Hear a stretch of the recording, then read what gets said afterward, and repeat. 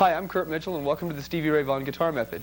This lesson is divided into two sections. In this first section, we're going to take his style, his overall method of playing, the way he approached the guitar, and we're going to dissect it. In the second section, we're going to take apart the song Crossfire and show you note for note what's going on. And at the end of the show, there's an audio tab, so if you can't get what you need by watching it, you can take the audio tab and tab it out and figure it out yourself. Okay? Now what I'm going to do is give you an A, or open fifth string, to tune to. He tuned half a step low. So if you want to tune to your tuner a half a step low, that will also work and we'll be in tune. In case you don't have a tuner, I'm going to give you an A, open fifth string. You tune your guitar to that open fifth string, check it with me again, and then we'll be in tune and we'll get on with it. And I'll give you section one of this first half of this lesson. Okay? So let me give you this fifth string. Here we go. Fifth string, open A to tune to.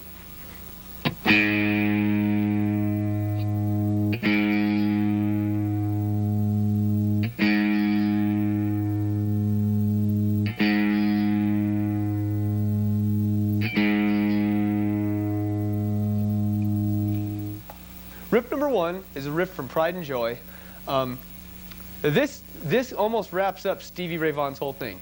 Stevie Ray Vaughan sawed at the guitar. He didn't control his picking. He flailed away at it, and this whole thing is what gives it that sound. Okay, let's take riff number one, Pride and Joy. Here we go.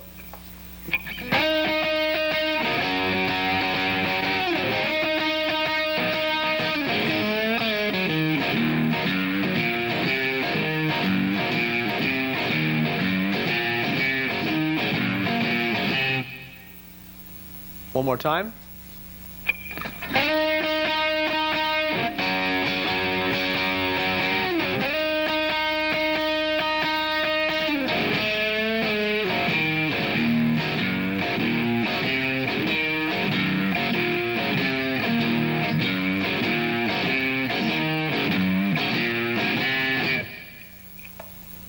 Riff number two is an excerpt from Love Struck. This further illustrates the saw picking he used to do. I got the pleasure of seeing him before he passed away, and he used to just flail on his guitar. He never got controlled about his picking. He never played like a lot of people do, very controlled, very contrived, but he used to bash on his guitar when he played, and that's how come it had so much guts. If you'll notice, while I'm picking this, I'm sawing away at it. Now, in so doing, you'll notice that you have to cover up the rest of the strings. Whatever you're not playing, you have to cover up. Okay? I'll do that for you further when we do it slow. Here's a section from Love Struck, the first solo, little excerpt from Love Struck. Here we go.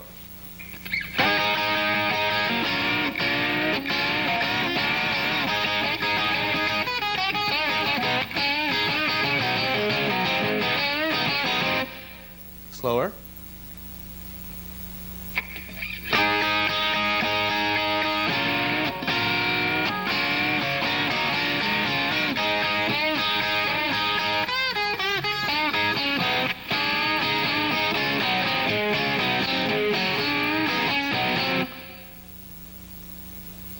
Now, the way he used to play used to facilitate a three-piece sound. In other words, what I'm saying is, Stevie could be in a three-piece, and when I saw him, he had a keyboard player who used to play the B3, and it backed him up for some chords. But when he started out, right after he got out of Davey Boy, he was playing in a three-piece. And it never lacked for fatness, because as he's playing, there's always some sound going on. So he's playing rhythm and all kinds of things, too. And playing like that gives it rhythm as you're playing notes. But like I said, you have to keep control of all the notes you're not playing so that it doesn't get in the way. If you play open strings, it sounds like this. I'm literally doing the same thing with my picking hand that I was before. And if you don't use your thumb, everybody tells you don't put your thumb around the back of the neck. If you don't use your thumb around the back of the neck while you're playing this stuff, you're not going to be able to mute those strings, and it's going to sound like crap. So, let's get on with it. This is section 3, Testify.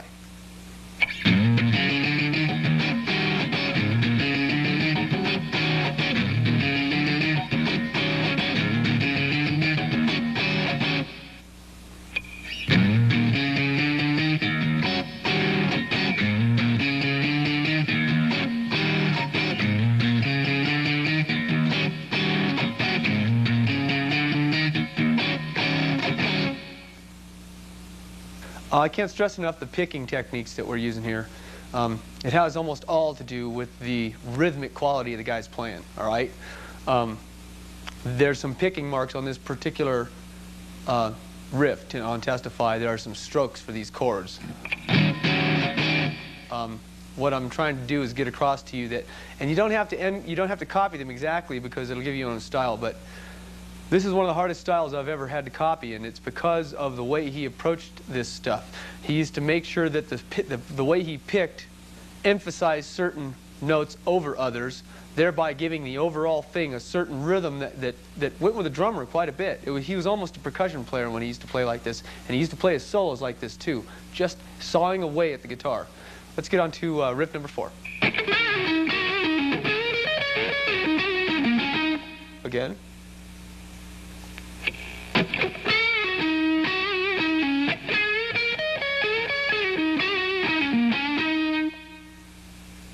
This next section is another extraction from the song Testify, and what's going to happen is we're going to switch pickups, right? Stratocaster has got 3 pickups. This is what Stevie Ray Vaughan played almost all the time. Got 3 pickups. Most of the time he's in the neck position. There's a middle position. He plays a lot here too. And in the middle of the solo, he flicks the switch and he gets down to the bridge position pickup, right?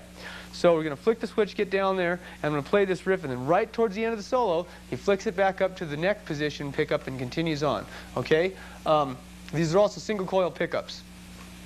And I'll explain to you how he got a big fat sound out of single coils in a little bit. Let's go on to section riff number 5, okay?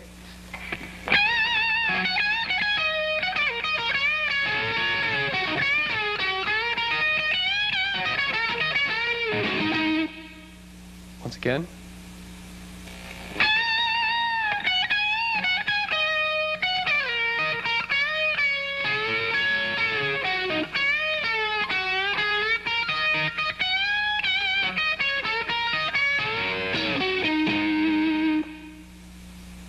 In section 6, I'm going to show you a piece of Rude Mood, and this further illustrates this thing he does with his pick hand, which is he's flailing away at it. He's hitting all the strings, but he's only catching one note at a time. But what it's doing is it's giving a percussion effect to the whole thing, and it's not that easy to do. It takes quite a bit of practice to get straight. Let me show you this. This is a bridge. This is a neck pickup, I mean, too, which and turn the guitar down a little bit of distortion. Let's see if we can get through this, okay? Section 6.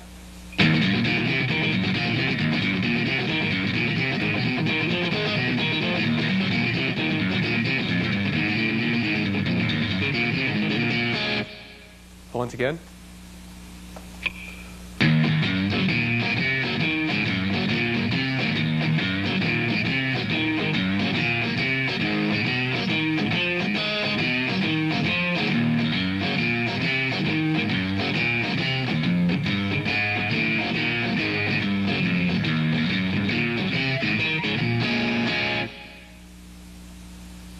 Section 7 is going to be broken into 4 pieces so that I can give you the riffs with the turnarounds and the different chords.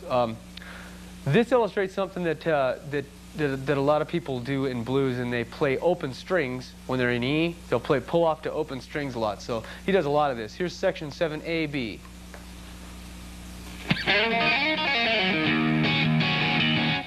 Once again.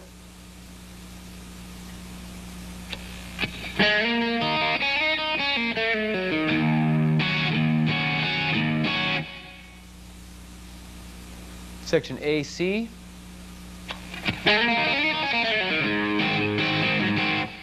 One more time.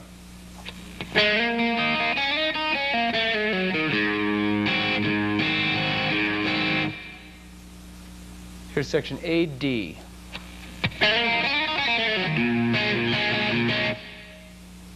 Once again.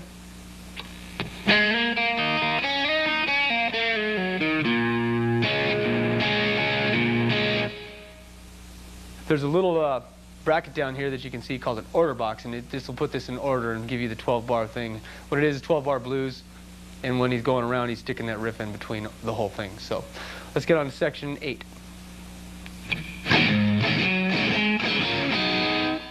One more time.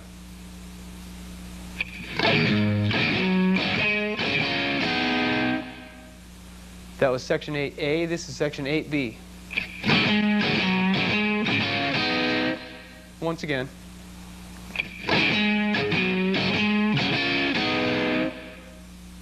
Here's section 8C. One more time.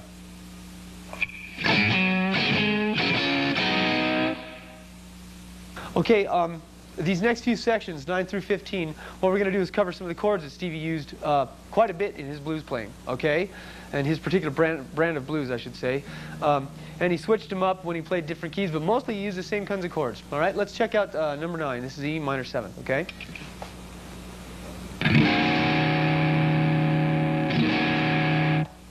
Number 10 is an A7 chord, and what's cool about this A7 chord that Stevie used, and he used it a lot, is that it had the same shape, had the same basic fingering as the B chord.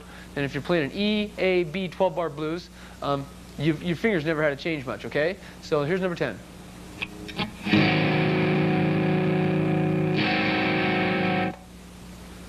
Number 11, following the pattern, is going to be a B, okay? This is B minor 7th.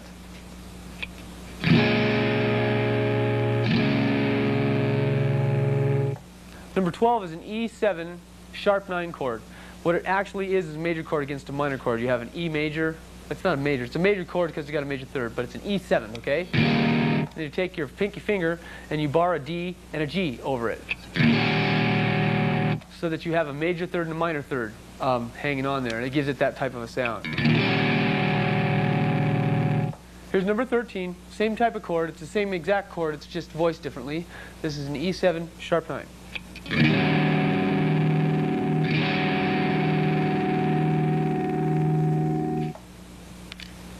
These next two chords that I want to talk about are the same fingered chords, but he uses these all the time when he's playing stuff.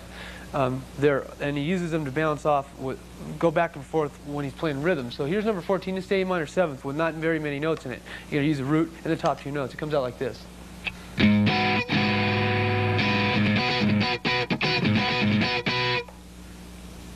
Number 15 is the same thing, only it's a B, so you can take the whole thing and slide it up 2 frets, and you have this thing.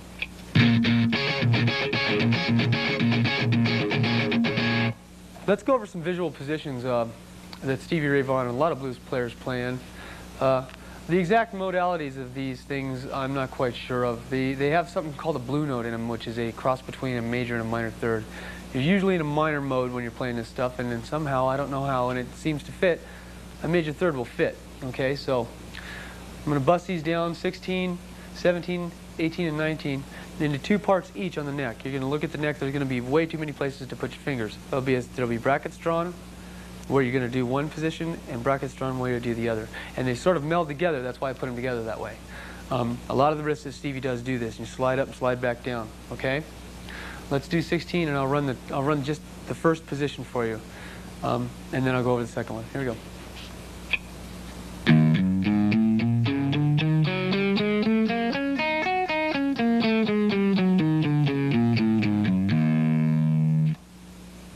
You'll notice that the root notes are circled, so we're in E right now. Root notes are circled, and the blue note, or the major third against a minor mode, is in a square, okay? Let me play for you now the second half of this. If you were to be playing blues, a lot of times Stevie would slide up like this. Okay, so let me give you those notes that are going to be within that blues scale up here in this other position, the second half of this first position in E, okay?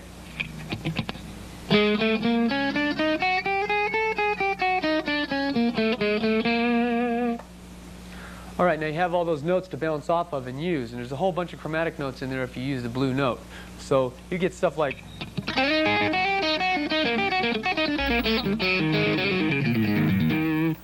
And that major third is sort of something to, I don't know, they sort of hammer and pull off on it. And then you're in a minor mode. I don't know why it fits. It fits to me too, and it doesn't make any sense musically, but it's the blues. So let me go to 17. I'm going to give you the same thing in E again, an octave up, okay?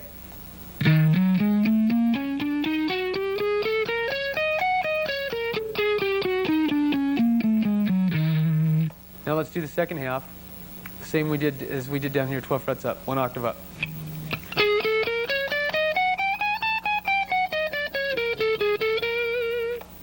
What I'm giving you is the notes to frame in your own solos with. These are visual positions for you to be able to play your own stuff. So you can take away from this, like I said, more than just Stevie Ray Vaughan riffs. Okay? Let's go to number 18. 18 is going to be an A, same scale. All right?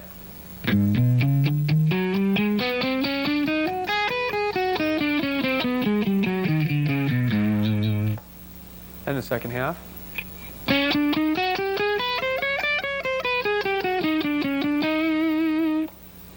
And you can slide between those two positions. Eric Clapton started a long time ago, and I'm sure that they've been playing like that forever. Just in these two positions, there's all kinds of things that you can play. Okay? Number 19 is going to be in B, all right?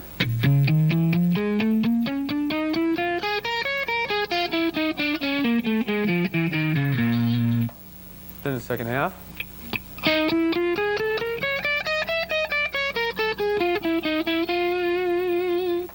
That concludes the first half of this program. I want to give you some pointers about Stevie that you should know if you're going to try to emulate his style, because it's one of the hardest I've ever tried to emulate.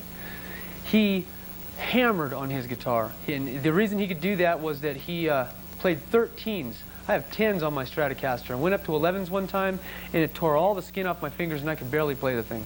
He played 13s. That's also why guys with single coil pickups like Hendrix and Gary Moore and other people can get such a fat sound out of a Stratocaster. There's a whole bunch of metal ringing over the pickups. If you put 9s on a Stratocaster, it sounds like a little thin piece of paper. You put 13s on it, and there's a lot of string there. So he used to saw at his guitar and bash on the thing and keep control with his thumb and his other fingers and play one note at a time.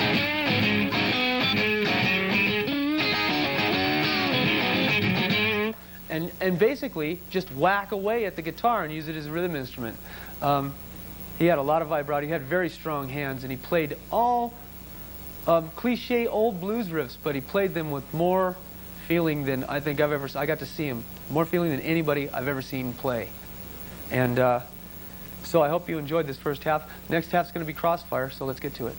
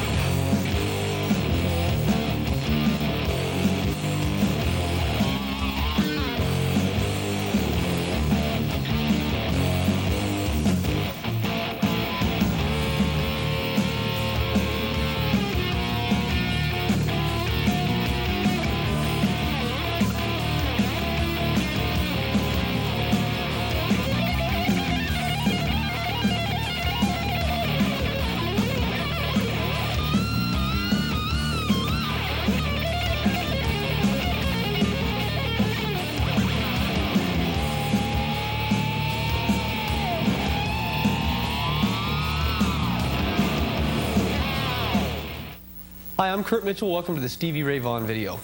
We're going to cover Crossfire in this video, and the thing about this song is that there really isn't any rhythm playing in it. What it is one great big blues lesson. I mean, he plays a whole bunch of classic blues riffs all the way through it.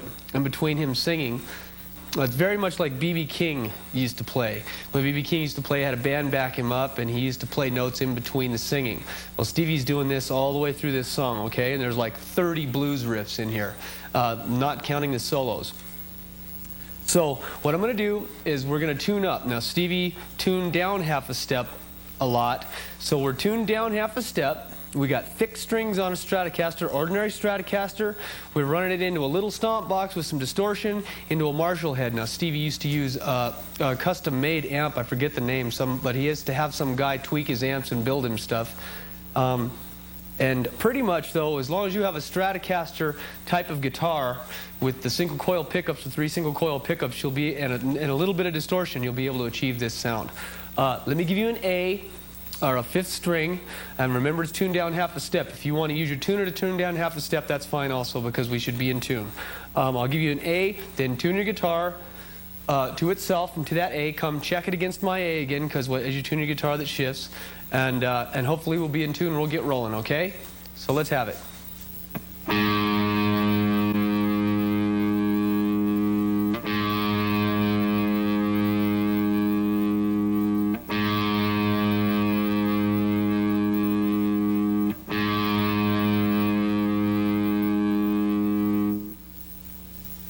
In this song, we're going to be switching pickups about 3 times, okay? I have a 57 reissue Stratocaster. I wish it was a 5757 Stratocaster, but it's a reissue, which is good enough. It's serving our purpose. What happens with Stratocasters is when the switch is down, it's the bridge pickup. And when it's in the middle pickup. When it's at the top, it's the neck pickup, okay? Stevie plays most of this song with the middle pickup, okay? Now, he switches in the solos 2 or 3 times, but that's about the only time he switches. I'll make sure and tell you when he switches pickups, because he does it right in the middle of his playing. It's something that a lot of people got from Jimi Hendrix. He really did start that stuff. Anyways, let's get on with it. This is, like I said, this is a bunch of blues riffs connected together. A lot of them I'm not going to play slow for you because they're only one note, okay? Let's go for number 1, all right? This is Crossfire. Here we go. Here's section 1. How about section 2?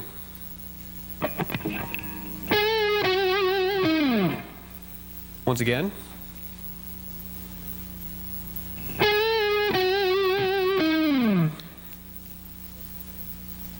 Section 3.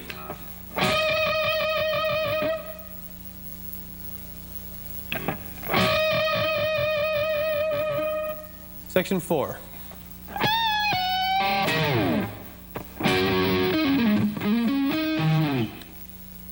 One more time.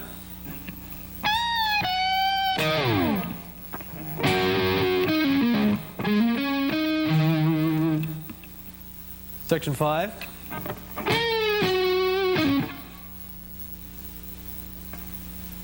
One more time. He plays that one twice. Then goes to number 6, and this is 6. And again.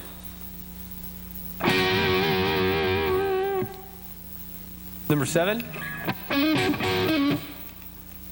Again.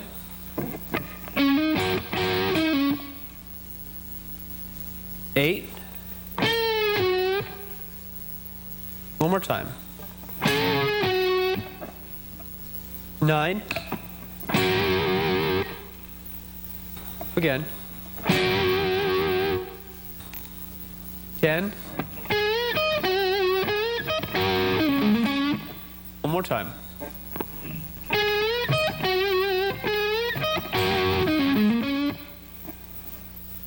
11. Again. 12.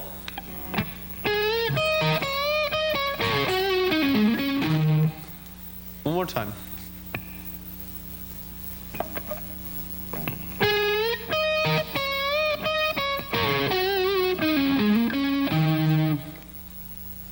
13. One more time. 14.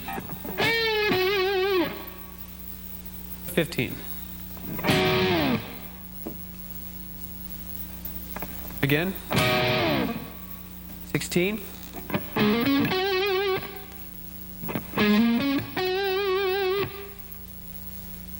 17. And once again. Like I said, this is it's pretty strange to sit and hear these little things being plunked along, but if you play along with the song, which is the main thing to do here, or if you're going to be in a band and you want to play with a band and play this song, then it all fits together. These just happen to be the guitar parts, and the solos, which are coming up, are they're just beautiful works of blues. So bear with us here, and we'll get to the solo in a second. We got a few more of these little riffs, and then we'll be to the solo, okay? Let's get on with section 18. Section 18.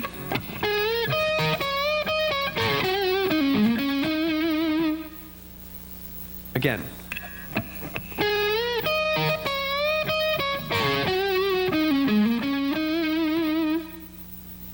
Here's section 19. It's another one of those E slide-off things, E minor. Let's go to section 20.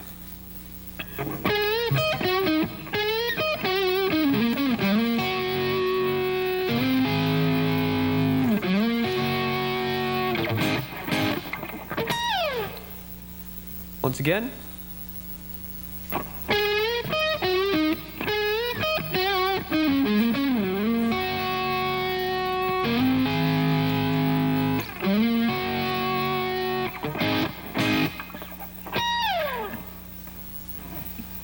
Section 21. One more time. Here's section 1 of the solo. Stevie Ray Vaughan possessed a great amount of strength. He played with extremely thick strings, and he bent them all over the place. I saw him play once. Got to see him live once, and that guy beat that Stratocaster to death. You have to get your hand strength up in order to play this with as much viciousness as he does, okay? So we're going to go through these solo pieces and know that he doesn't have a lot of distortion going on, and the reason it sustains so long from just being a Stratocaster is because these thick strings and the way he just mashes on the neck, okay? So here's section 1 of solo number 1. Let's have it.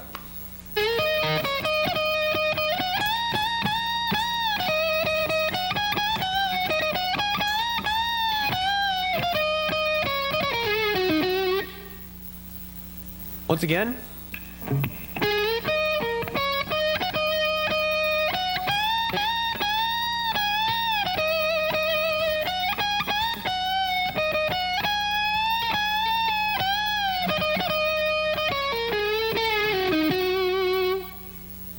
Section 2.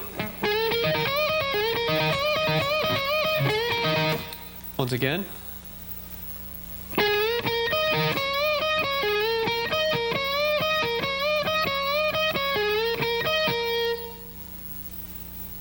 Section 3, we switch to the bridge pickup. Here we go.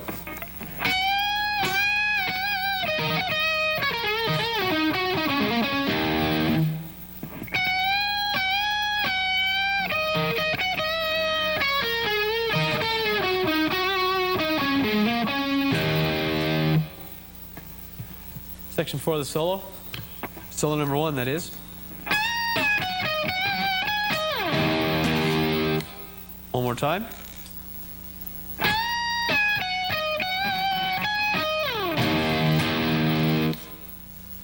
Section 5 of the solo 1.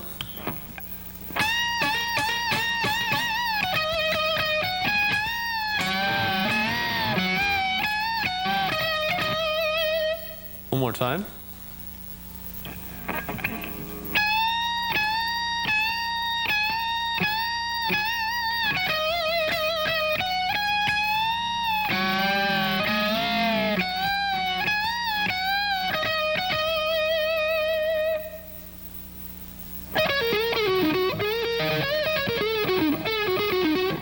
Once again.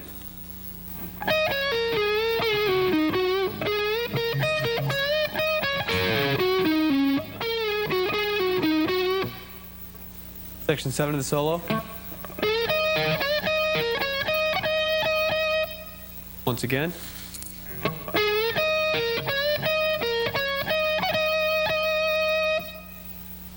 Section 8 of the solo.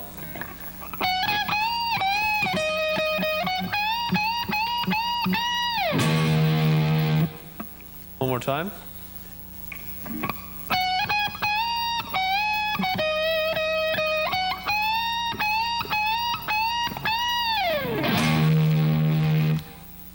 Section 9 of the solo.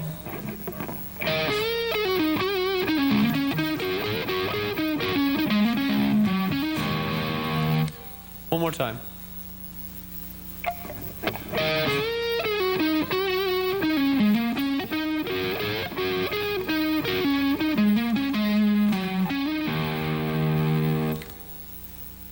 Here's section 22 of the riffs. One more time. Section 23.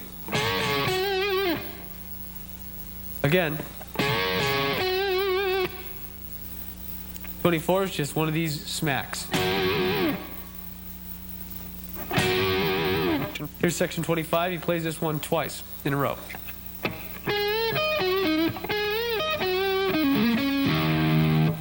Slower.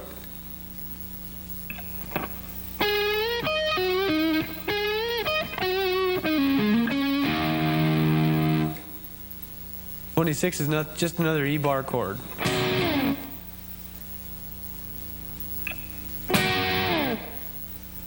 '27.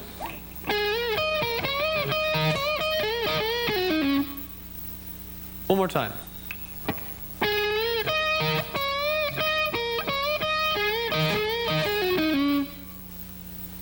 '28, yet one more of these E's.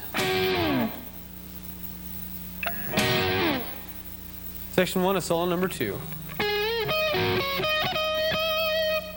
One more time.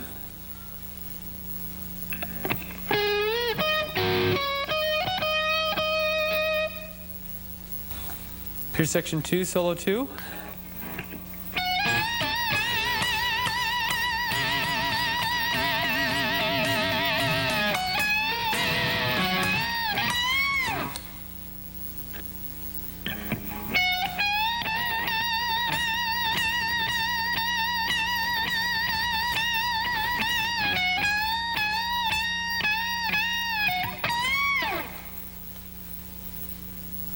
Section 3, solo 2.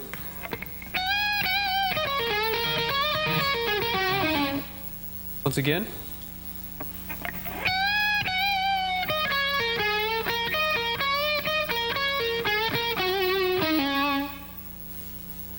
Section 4, solo number 2. One more time.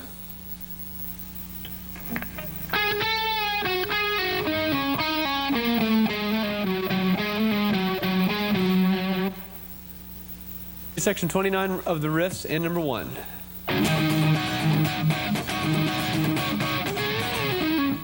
Once again.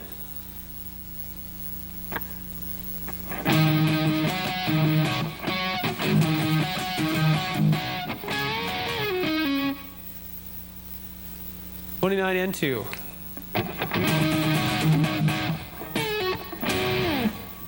One more time.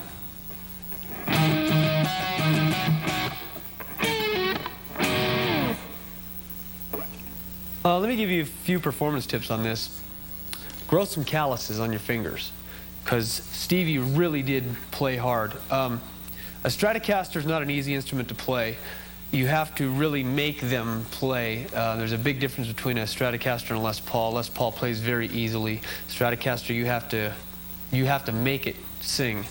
I heard he used to put bass frets in his guitar. What that would amount to me to be is he would it would be like scalloping the fretboard. In other words, there was space underneath the string to dig underneath it and really get a good vibrato on it. He used to use 13s. These are 10s on this guitar. He used to use 13s gauge strings, unbelievably thick strings. Try not to overwork your hand on this stuff. I mean, I started getting cramps up here, you know, in my hand after playing it for a while. They're basic blues riffs, but he plays them with so much authority. I've never heard anybody play blues riffs with this kind of authority. And do have fun with it, but don't injure your hand. We're going to go to the audio tab portion of the lesson right now, and until next time, I'll see you later. This is the audio tablature section of our lesson. Open your books at page 1 and follow along. We'll quickly go through the legend. Number 1 is a false harmonic. Here's how you'll write it in your book when you do your tablature, and here's how it sounds.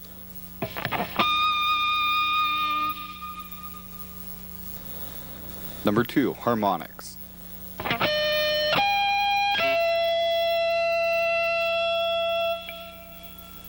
Number 3 is vibrato.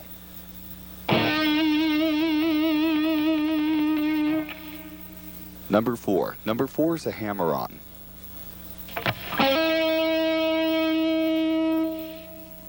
Number 5 is a pull-off.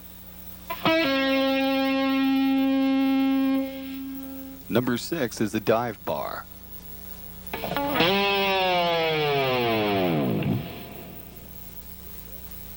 Number 7 is a pull bar. Number 8 is bar vibrato.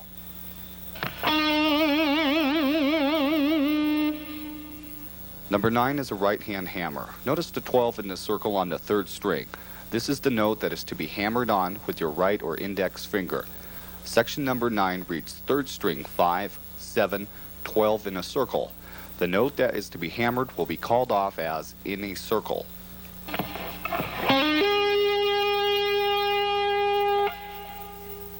Number 10 is a tap. The left hand frets the first note while the right hand taps the string, not the fret, creating a harmonic.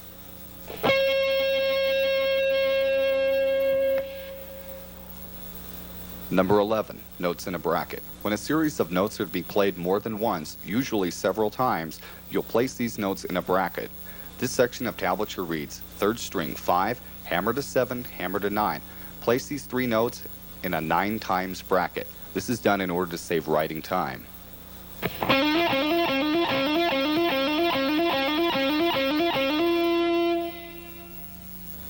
Number 12 is a slide.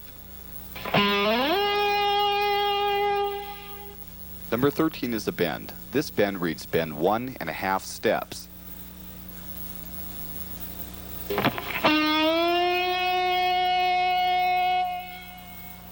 Number 14 is a bend and release. Number 15 is a bend and vibrato.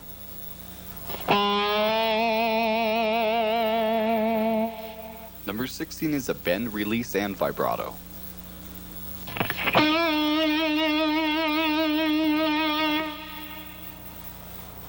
Number 17 is use bar. Just dip your bar in pitch.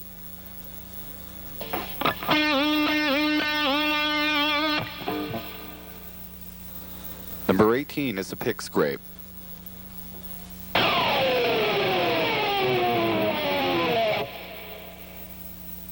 Number 19 is a trill.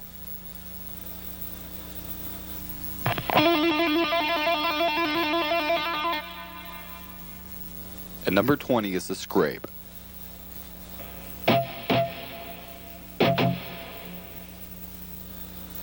Now turn to the tab key instructions. String numbers. The first string or top string of the tablature represents the skinniest string or the high E string on the guitar, number 1. Number 6 represents the bottom string or the low E string. Example B, up and down. The words up and down are used whenever single notes are played on adjacent strings. This is so we can move at a quicker pace.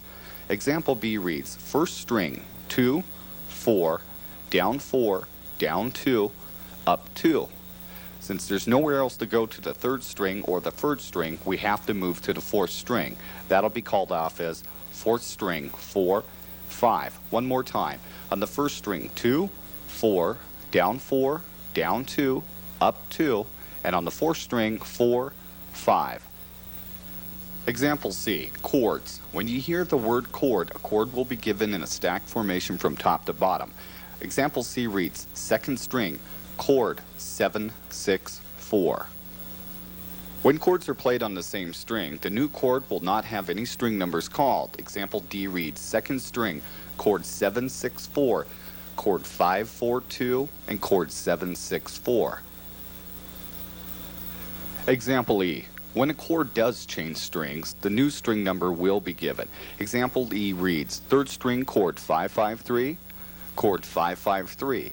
2nd string, chord 5, 4, 2, and on the 5th string, chord 5, 3.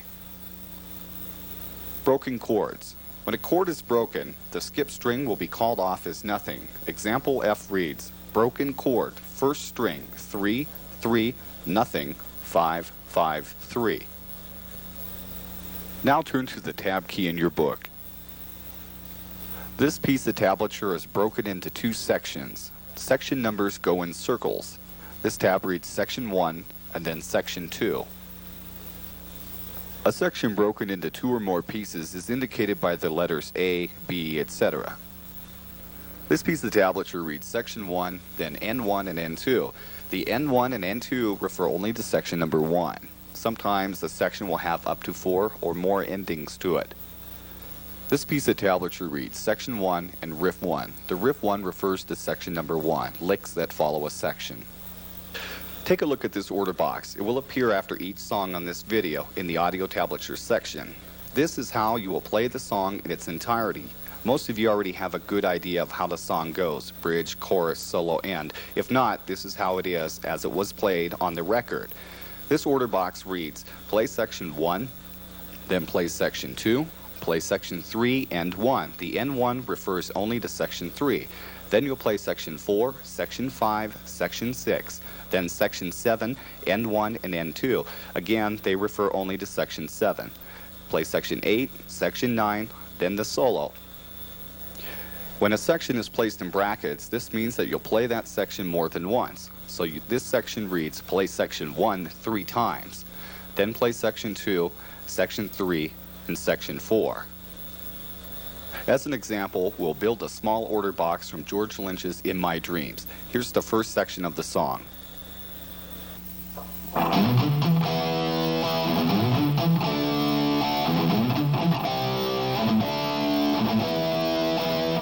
That was section 1 and 1. Let's do it slow.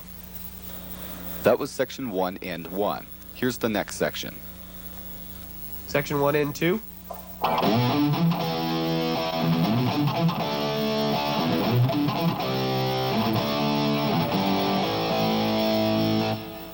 Once again. Now in the order box it reads play section 1 and 1, then play section 1 and 2. Section 2 and 1. I've tapped the coil on my pickup so I have much thinner sound. What you could do is probably roll your volume knob down a little bit, and I've added some chorus to it. Here we go, section 2 and 1.